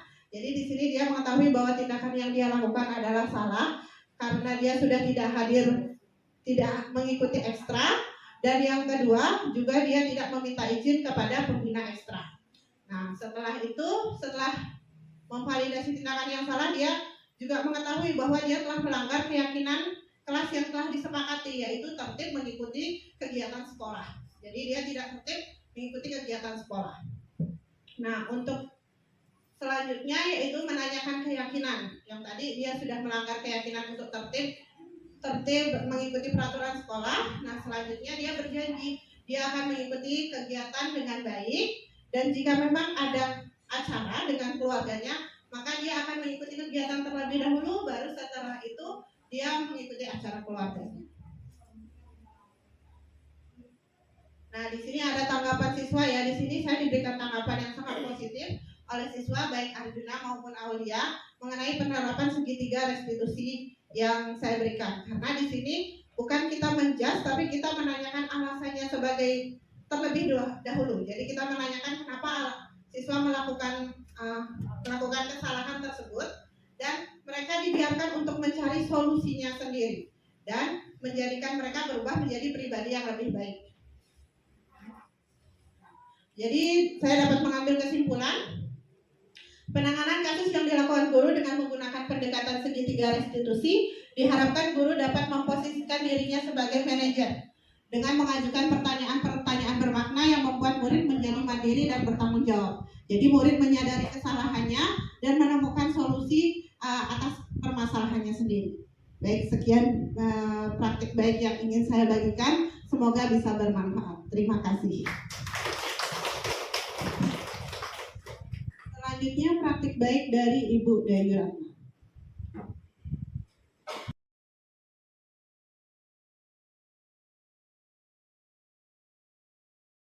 Restitusi tadi jelaskan itu adalah suatu proses dialog yang dijalankan oleh guru atau orang tua agar dapat menghasilkan murid yang mandiri dan bertanggung jawab. Proses dialog ini digambarkan pada ketiga sisi pada segitiga restitusi. Nah, seperti tadi saya sudah jelaskan, ada 3 tahapan dari segitiga yang salah dan menanyakan keyakinan. Ya. Oke, kita akan membahas tentang kasus video.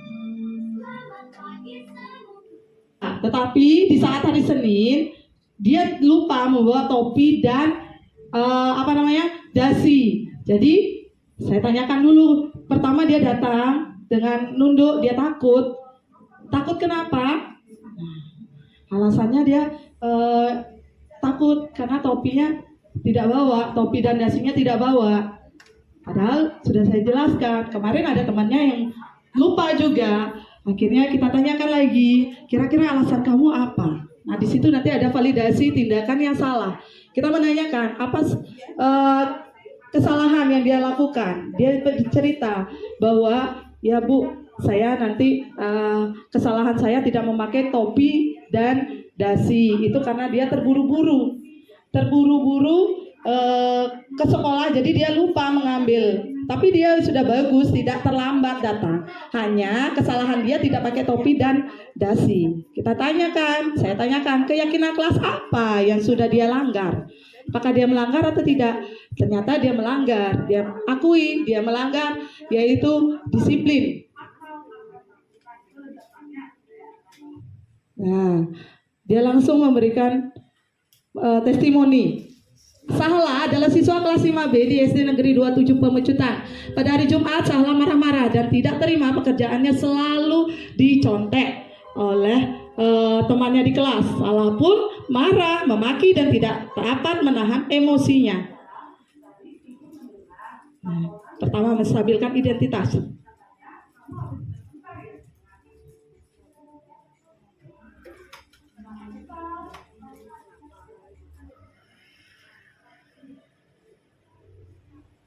Nah, itu kasus yang kedua. Kita saat berdialog, ingat, kita berdialog, ajak muridnya yang melanggar itu ke ruangan, kita dialog berdua. Jangan sampai ada yang tahu gitu. Jadi ini saya berdiskusi berdua, menanyakan kesalahannya. Dia bertengkar sama Ajus suka nyontek katanya. Ya, dia tidak terima. Jadi keyakinan yang dia langgar itu menahan diri, bersabar. Jadi harus bersabar. Dia hanya untung dia hanya memukul meja, tidak sampai memukul teman itu. Nah, selanjutnya di sini tentunya dia melanggar keyakinan kelas yang tadi juga. Keyakinan kelas bersifat lebih abstrak daripada peraturan yang lebih rinci dan konkret. Keyakinan kelas berupa pernyataan universal. Pernyataan keyakinan kelas senantiasa dibuat dalam bentuk positif. Keyakinan kelas hendaknya tidak terlalu banyak sehingga mudah diingat dan dipahami oleh semua warga kelas. Keyakinan kelas sebaiknya sesuatu yang dapat diterapkan di lingkungan tersebut, dan semua warga kelas hendaknya ikut berkontribusi dalam pembuatan keyakinan kelas lewat kegiatan curah pendapat. Nah, ini sudah saya lakukan dan terapkan di kelas, melakukan keyakinan kelas. Silakan. Itu murid-murid saya.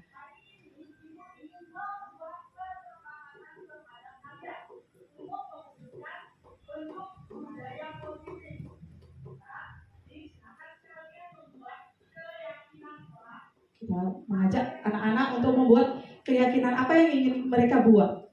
Nah, saya siapkan sticky note. Saya kasih semua ke anak-anak satu-satu untuk menuliskan. Saya ingin kelas yang aman, nyaman itu seperti apa? Oh, mungkin dia tidak ingin kelas yang kotor. Akhirnya mereka menulis, semua menulis tanpa kecuali. Ya, Bapak Ibu bisa terapkan nanti. Pertama, lakukan itu dulu. Ya, kita jelaskan dulu. Nah, setelah mereka tulis, nanti mereka akan menempelkan ke papan. Boleh disiapkan kertas manila, ya. Nah, bergiliran untuk anak-anak menempelkan kesepakatan yang ingin mereka wujudkan. Nah, setelah itu, setelah tertempel semua, baru nanti di situ anak-anak akan saya ajak satu atau beberapa perwakilan untuk membacakan kira-kira apa yang dia inginkan. Dan saya meminta, kemarin sudah 3 orang saya meminta, cuma saya ambil 1. Dia ingin kelas yang bersih. Ini bernama Kensi. Ya. Nah, Kensi akan membacakan keyakinan kelas yang dia buat itu, saya ingin apa. Nah, dia di sini menginginkan kelas yang bersih. Dia ingin kelas itu bersih. Jadi diharapkan anak-anak tidak buang sampah sembarangan. Nah, itu sih saling menghargai dan banyak. Ya, ada 8. Lalu selanjutnya, nah di situ. Jadi di sini saya lihat untuk menciptakan budaya positif, kita perlu membuat sebuah keyakinan kelas. Nah, tadi itu keyakinan kelas, ini beberapa caranya kita buat. Ajak anak-anak menulis keyakinan kelas apa yang dibuat, lalu suruh anak-anak tempelkan dan bila perlu ditandatangani. Lalu kita tempelkan itu budaya kelas di kelas masing-masing supaya mereka mengingat, oh iya saya buat ini, oh saya melanggar ini. Jadi anak-anak ingat dia apa yang sudah dia langgar dan apa yang harus dilakukan. Mungkin seperti itu saja praktik baik yang sudah saya lakukan. Saya ucapkan terima kasih. Om Santi Santi.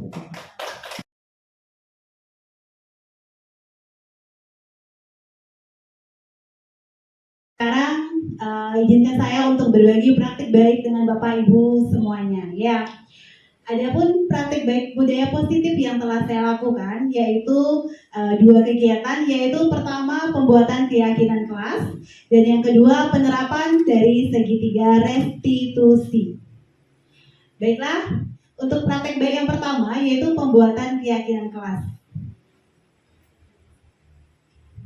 Bapak Ibu silakan menyaksikan video dari proses pembuatan keyakinan kelas di kelas 5A.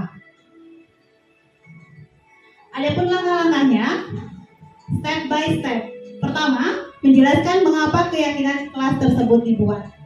Dan berikutnya, mereka pada sticky note yang telah saya bagikan sebelumnya,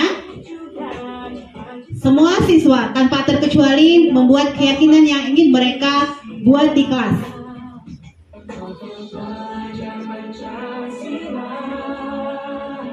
Mereka terlihat sangat antusias dalam membentuk keyakinan di kelas 5A.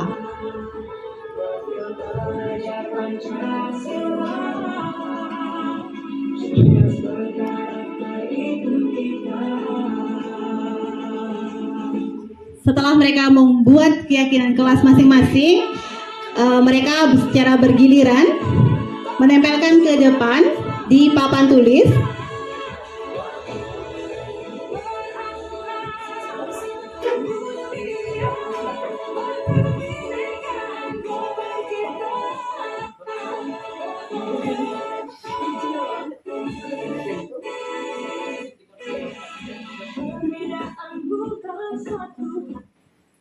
Oke, kemudian setelah itu anak-anak saya ajak berkreativitas untuk membuat keyakinan yang telah mereka sepakati dalam sebuah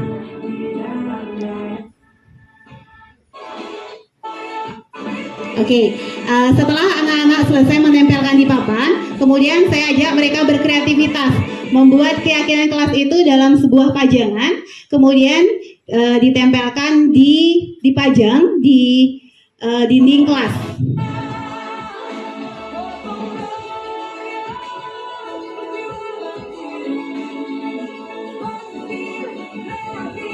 Oke, itulah hasilnya dari keyakinan kelas di kelas 5A.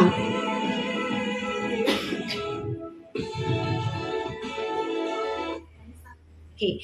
Praktik baik yang kedua yang saya lakukan adalah penerapan segitiga restitusi terhadap kasus-kasus yang saya alami di kelas. Kasus pertama yaitu ada salah satu siswa saya yaitu yang bernama Gede secara diam-diam makan di kelas saat jam pelajaran sedang berlangsung. Terhadap kasus identitas, saya manggil siswa tersebut untuk diajak berdialog. Setelah itu, saya melakukan validasi tindakan yang salah. Menanyakan apakah yang dia perbuat itu adalah hal yang benar, walaupun dia melakukan itu dengan alasan karena lapar. Dan saya tidak langsung membilang, kamu melakukan hal yang salah, tetapi karena lapar, memang sewajarnya kamu akan makan. Seperti ibu guru juga, kalau lapar pasti akan makan. Tetapi yang dilakukan itu adalah hal yang benar atau salah, dan dia pun menjawab itu hal yang salah. Karena melakukan hal tersebut bukan pada waktunya. Dia mengakui melakukan hal tersebut karena dia lapar saat jam bermain. Jam istirahat, dia tidak langsung makan atau belanja ke kantin, tapi bermain hingga waktu istirahat habis, hingga masuk kelas, dan di kelas dia menjadi lapar. Dan akhirnya dia diam-diam makan di dalam kelas.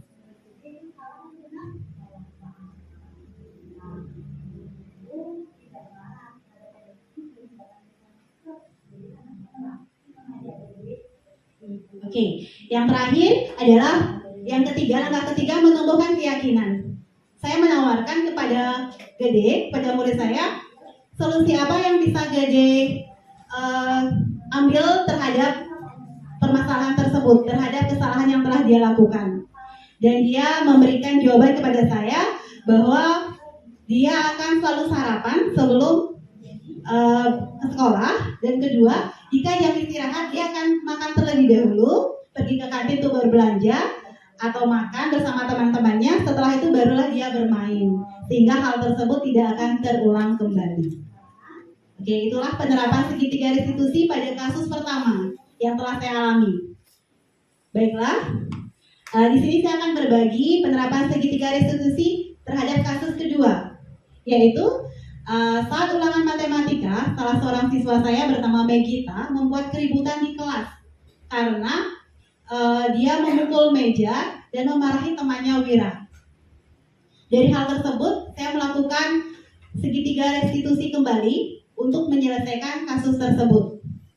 Nah, kembali saya memanggil siswi tersebut dan berdialog bersama dia untuk menyelesaikan masalah itu, yaitu pertama dengan menstabilkan identitas. Sama seperti kasus pertama, saya mengajak dia berdialog, menanyakan alasan dia melakukan hal tersebut.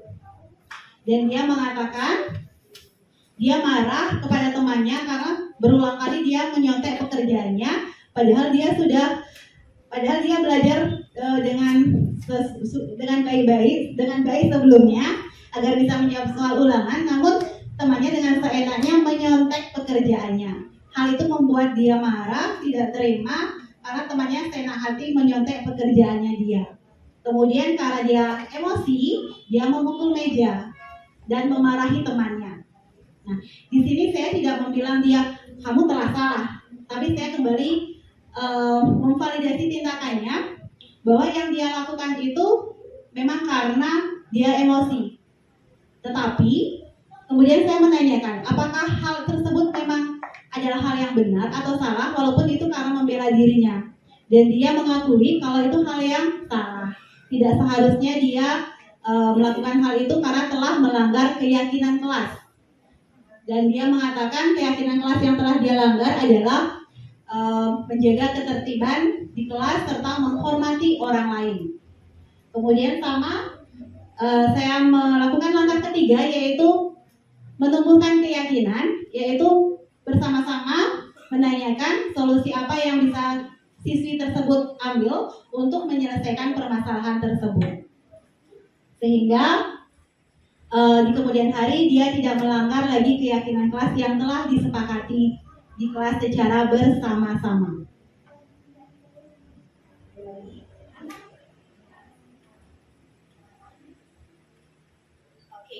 Demikianlah praktek baik yang telah saya lakukan di kelas 5A. Semoga Bapak Ibu bisa ikut melaksanakan praktek baik untuk menumbuhkan budaya positif di kelas masing-masing. Sekian dan terima kasih dari saya. Baiklah, kita telah tiba di sesi terakhir dalam acara diseminasi budaya positif ini, yaitu refleksi. Karena segala kegiatan yang kita lakukan harus diakhiri dengan refleksi. Kepada Ibu Anissa, dipersilakan untuk memandu.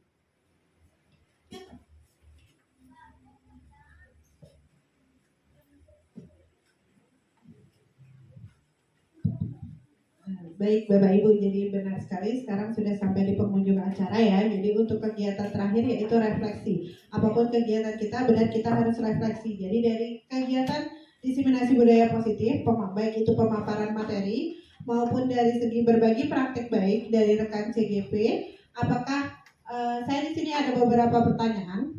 Jadi yang pertama, hal baru apa yang mengubah paradigma saya yang saya dapatkan? Jadi apa yang Bapak Ibu dapatkan dari diseminasi hari ini? Terus yang kedua, perasaan apa yang muncul selama mengikuti sesi ini? Yang ketiga, peran Among seperti apakah yang saya telah lakukan selama mengikuti sesi ini? Terus yang keempat, saya akan menjadi Among yang seperti apakah setelah mengikuti sesi ini?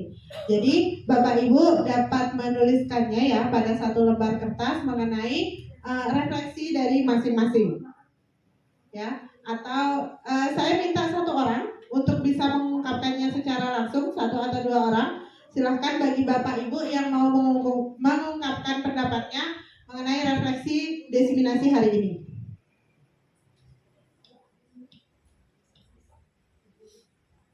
Oke, baik dari Bu Sagum ya. Silahkan Bu Sagum.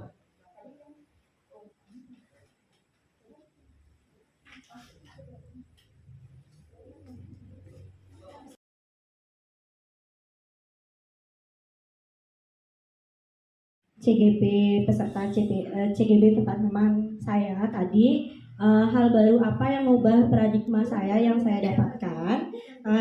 Yang pertama yang saya dapatkan di sini adalah saya mengetahui perbedaan antara hukuman, konsekuensi, dan restitusi. Nah, di mana setiap ada kasus atau permasalahan yang saya alami di kelas, lebih banyak saya memberikan hukuman atau konsekuensi kepada anak didik saya. Tetapi setelah saya mendengarkan tadi pemaparannya, ternyata ada yang bisa kita terapkan di sini dalam menyelesaikan kasus, yaitu dengan segitiga restitusi. Ya. Kemudian yang kedua yang saya dapatkan di sini mengenai posisi kontrol guru. Nah, di mana di sini selama ini ternyata yang saya lakukan di sini, peran saya, posisi kontrol saya itu sebagai penghukum, teman, atau pemantau saja. Seharusnya diterapkan di sini kita sebagai guru seharusnya menggunakan posisi kontrol guru manajer dalam penerapan penyelesaian masalah, begitu ya. Kemudian yang kedua, perasaan apa yang muncul selama mengikuti sesi ini? Perasaan saya merasa sangat senang sekali dan pikiran saya terbuka di sini, tercerahkan dan sangat antusias dalam pemaparan tadi ya yang dijelaskan oleh CGP, di mana sangat antusias untuk ATM praktek baik yang disampaikan. Kemudian yang ketiga, peran Amungnya, dan kedepannya saya berharap bisa mengambil peran sebagai manajer dan menyelesaikan masalah yang terjadi di dalam kelas saya, begitu ya. Kemudian kedepannya juga saya dapat menjadi guru yang lebih baik dalam pembelajaran dan menjadi contoh yang menuntun siswa dalam penerapan budaya positif di kelas maupun di sekolah secara umumnya. Terima kasih.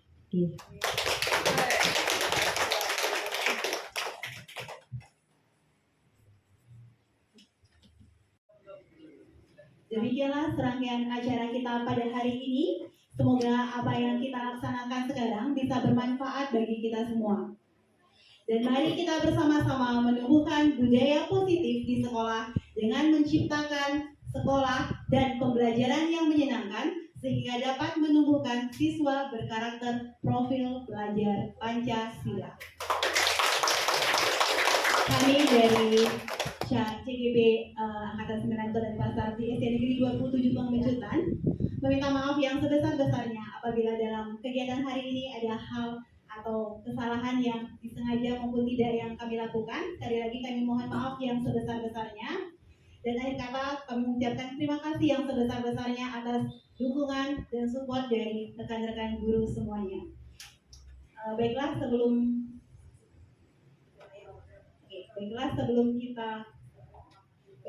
kita mengakhiri acara hari ini, kita tutup dengan doa bersama. Sesuai dengan agama dan kepercayaan masing-masing, berdoa dipersilakan. Berdoa selesai. Dan akhir kata saya tutup dengan menghaturkan Paramo Santi. Om Santi, Santi, Santi, Om. Wassalamualaikum warahmatullahi wabarakatuh. Salam Namo Buddhaya. Salam sejahtera bagi kita semua. Salam sehat dan bahagia.